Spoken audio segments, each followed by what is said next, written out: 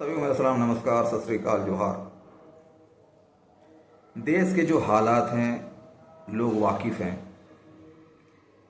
उनमें भी सारे लोग वाकिफ़ नहीं हैं, क्योंकि बहुत सारे ऐसे लोग हैं जिनको सुबह से शाम तक अपने घर को चलाने के लिए सोचना पड़ता है। उन्हें इस बात की चिंता नहीं रहती है कि देश का क्या हो रहा है। लेकिन जो मध्यम वर्गीय हैं, जिनके पास इनकी जो अपनी आमदनी होती है इतनी नहीं है कि वो अच्छी तरीके से घर चलाए, वो परेशान होते हैं।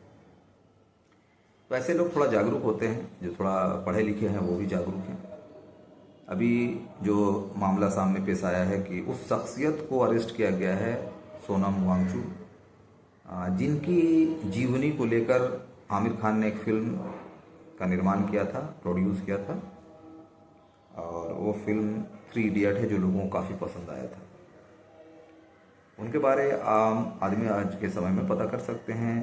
जो एआई सोर्सेज हैं, नेट है, विकिपीडिया है, उन सारी चीज़ों सोर्स से इकट्ठा कर सकते हैं वो नॉलेज। उनकी जो भी मांगे रही है वो शांतिपूर्ण ढंग से मांगे रही है। ये अलग बात है कि आज उनको अरेस्ट किया गया है, उनके ऊपर जो भी इल्ज़ाम लगाए जा रहे हैं वो तो जांच का विषय है। और चूंकि लोग संविधान पे भरोसा करते हैं, तो जाहिर सी बात है संविधान पे जब भरोसा करते हैं, संविधान के तहत जो भी काम होंगे उन पे एक आम जनता को राहत मिलेगी। उसके अलावा भी लगातार जो माहौल है देश में, आई लव मोहम्मद, जो लोग प्रोटेस्ट कर रहे हैं उनको अरेस्ट किया जा रहा है।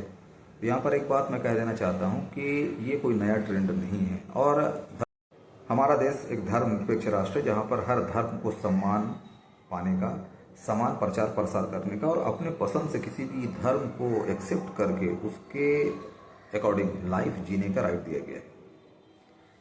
तो लगातार इस तरह से पेश आते ही रहते हैं। लेकिन जिस तरह से देखा जा रहा 2014 से लेकर अब तक जो देश की स्थिति बनी हुई है वो बहुत अजीब है, जहाँ पर राइट की बात नहीं होती है, ह्यूमन राइट, रोजगार, महंगाई, इन मुद्दों पे बात नहीं होती है। चाइना कितना हमारे देश के अंदर आ गया, इन मुद्दों पर बात नहीं होती है। क्योंकि वर्तमान समय में एक्सट्रीम मीडिया जो है वो पूरी तरह से गोदी मीडिया हो चुकी है। गोदी मीडिया इसलिए कहा जाता है कि सरकार के पक्ष में हमेशा बात करना, उनके चॉइस पे बात करना, इसीलिए उसे गोदी मीडिया कहा जाता है। सोशल मीडिया का दौर है, इसीलिए लोगों तक ये बात पहुंच पा रही है, वरना ये भी बात लोगों तक नहीं पहुंच पाती। बहरहाल देखा जा रहा है कि अगर आई लव मोहम्मद पे चर्चा अगर की जा रही है या सड़कों पे लोग निकल रहे हैं तो उसे अरेस्ट किया जा रहा है। लेकिन आए दिन जब लोग जबरन जय श्री राम के नारे लगाते हैं, लोगों को टॉर्चर करते हैं, और ये आज से नहीं हो रहा है, एक लंबे समय से हो रहा है। दाढ़ी टोपी देखकर उसको टॉर्चर करना, जय श्री राम के नारे लगाना, और जब निकाला जाता है, जो भी जुलूस निकाले जाते हैं तो उस पर बहुत सारे कमेंट होते हैं। यहाँ तक कि जो सत्ता दल के जो नेता हैं वो खुलेआम तौर पर मुसलमानों को ख़त्म करने की बातें करते हैं, लेकिन उन पर कोई कार्रवाई नहीं होती। और अगर कार्रवाई होती भी है तो उन्हें मालूम है कि बस नाम के लिए कुछ कार्रवाई हो रही है, कुछ दिनों तक मैं अंदर रहूँगा, उसके बाद सरकार पक्ष का, सत्ता पक्ष का मैं वापस आ जाऊँगा। और ऐसा हो रहा है। अगर ऐसा नहीं होता तो आज के टाइम में बहुत सारे ऐसे लोग हैं जो जेल के बाहर हैं। उसके अलावा देखा जाए तो आज बहुत सारे ऐसे चेहरे हैं जिनको अरेस्ट किया गया था शाहीन बाग से, जो लोग एनआरसी सीए के खिलाफ आवाज़ बुलंद कर रहे थे। आज तक उनको बेल नहीं मिली है। लेकिन उसी में जो बलात्कारी हैं, जिनको सभ्य कहा जाता है, उनको कई बार पैरोल पे बाहर भी निकाला जा चुका है। तो ये दो नज़रिया वाला जो काम वो लगातार देश में जो है वो देखने को मिल रहे हैं। तो इस तरह की बातें सामने आ रही है। मणिपुर के हालात किस तरह से हैं ये लोगों को मालूम है अच्छी तरह से। अभी लद्दाख के मामले सामने आए हैं, और उसी तरह से और भी राज्यों में इस तरह के मामला सामने आ रहे हैं। उसके अलावा अगर देखा जाए तो वोट चोरी का सामने जो मामला आया है, राहुल गांधी लगातार सबूतों के साथ उसको पेश कर रहे हैं।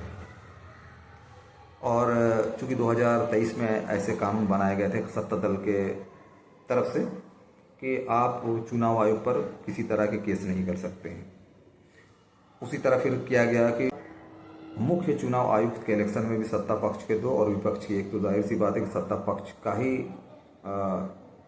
एक तरह से वोट ज़्यादा होगा, तो मुख्य चुनाव आयुक्त भी उसी के ज़रिए चुने जाएंगे।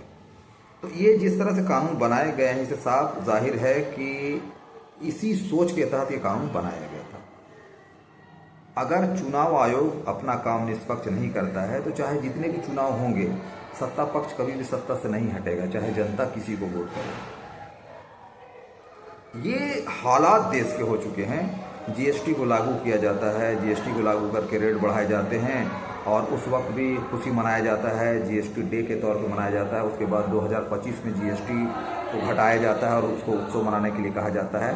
तो खुद बढ़ाते हैं और खुद घटाते हैं, उसमें कोई दो राय नहीं है कि जनता किसी भी कीमत पे जो है वो सुकून से नहीं है, उसे ठगा ही जाता है।